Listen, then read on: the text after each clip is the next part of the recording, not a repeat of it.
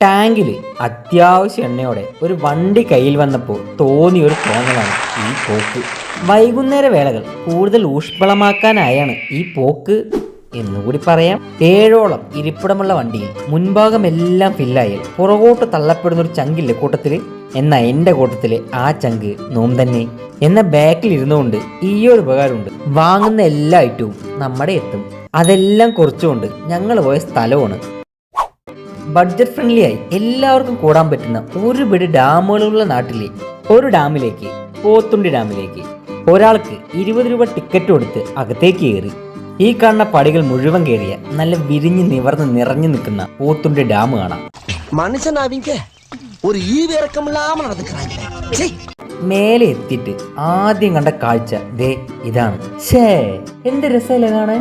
നിങ്ങൾക്ക് എങ്ങനെയെന്നറിയില്ല, നമ്മുടെ നഗ്നമായി കണ്ണുകൊണ്ട് കാണാൻ. പിന്നെ കുറേ നേരം മുകളിൽ നിന്ന് ഫോട്ടോസും വീഡിയോസൊക്കെ എടുത്ത് നല്ല പ്രകൃതി ഭംഗി ആസ്വദിച്ചുകൊണ്ട് നിന്നു. ആഹാ, പുതിയ സ്വിമ്മിംഗ് പൂളൊക്കെ വന്നിട്ടുണ്ടല്ലോ.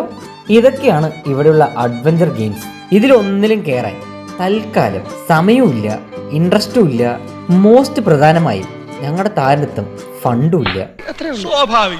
പിന്നെ താഴത്തോട്ട് ഇറങ്ങി നേരെ ഓരോ ചായ അടിക്കാൻ കയറി. ഒരു കടിയെടുത്ത് വായിലിട്ടതേ ഓർമ്മയുള്ളൂ.